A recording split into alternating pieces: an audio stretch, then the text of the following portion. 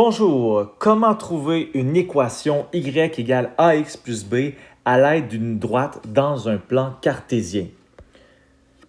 Première étape, c'est de cibler deux points sur la droite qui sont des coordonnées entières, des nombres entiers. Ça va? Alors, aucun nombre à virgule, aucune fraction. C'est préférable. Ensuite de ça, deuxième étape, en partant du point le plus à gauche, c'est-à-dire ces points-là, tracer une marche d'escalier en débutant par le segment vertical.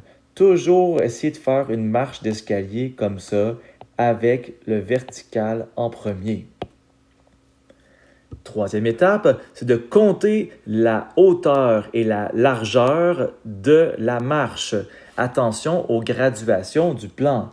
Alors ça veut dire que j'ai monté de combien? On doit aller vérifier ici, est-ce que ça monte par 1? Est-ce que ça monte par 5? Il faut être vigilant à ce niveau-là. Alors on compte les cases, ça va? Et on écrit le nombre. On compte les cases, on écrit le nombre.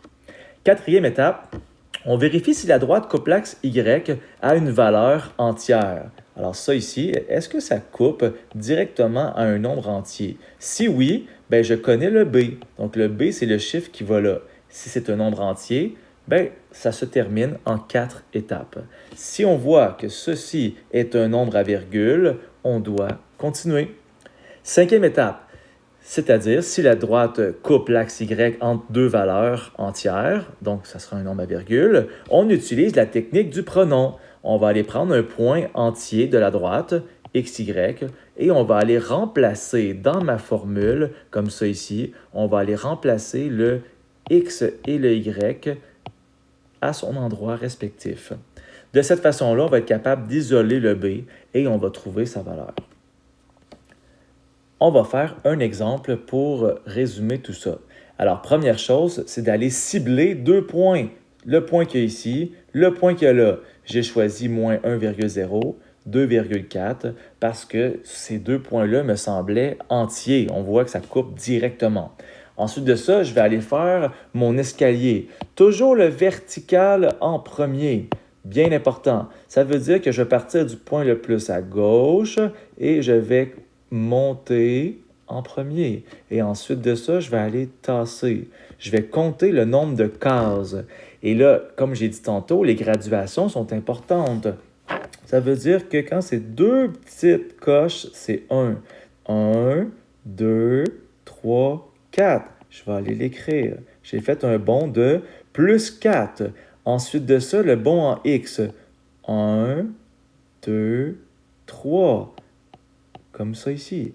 Alors, mon taux de variation, en fait, y est égal à ax plus b, comme ça ici. Et moi, je cherche la valeur de a. Le a est égal à la marche en y, comme ça ici. Alors, 4 sur 3. Alors, monte de 4, tasse de 3. Monte de 4, tasse de 3. Ça se calcule aussi facilement. Il y a des gens qui préfèrent utiliser la technique Y2 moins Y1 sur X2 moins X1. C'est correct, les risques d'erreur de calcul sont toutefois un peu plus grands.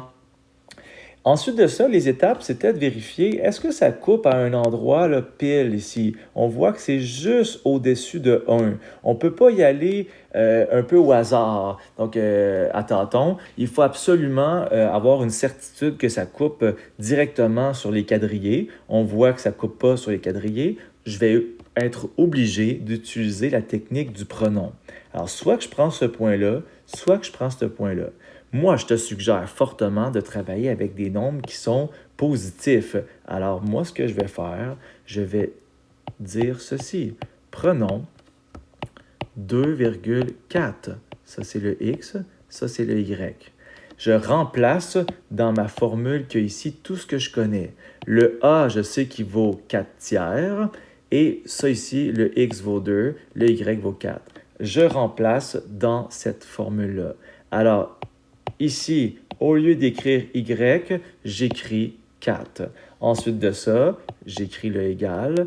Au lieu d'écrire le A, j'écris 4 tiers. Donc, 4 tiers comme ça ici. Ensuite de ça, le x que ici, je remplace par le 2. Ça va? Alors, je remplace par 2 plus b. 4 est égal à 8 tiers plus b. C'est sûr que 8 tiers, il y a des gens qui n'aiment pas les fractions. On pourrait écrire ceci. 4 est égal à 2,6 périodique plus b. Et si je veux isoler b, qui est la 6e étape de ma démarche, ben, je soustrais 2,6 périodiques de chaque côté. Ce qui me donne un b qui est égal à 1,3 périodique. OK? Et de cette façon-là, j'ai ma formule finale parce que je sais que le A vaut 4 tiers, le B vaut 1,3 périodique. Alors, je vais écrire 4 tiers x plus 1,3. Et je peux toujours vérifier ensuite de ça, est-ce que le 1,3, ça a du sens? Est-ce que ça coupe à 1,33? Et on voit bien que oui, ça va. Alors, ceux qui préfèrent les nombres à virgule, je peux écrire mon taux de variation également en nombre à virgule. C'est 1,3x plus 1,3 périodique x. Les périodiques, ben, je trouve ça bien d'y mettre, mais on peut aussi travailler en fractions. Donc, ça pourrait être également y est égal à 4 tiers x plus 4 tiers. Parce que vous voyez que c'est le même nombre à virgule, ça veut dire que c'est la même fraction. Ça va? Donc, j'espère que cette vidéo vous aide.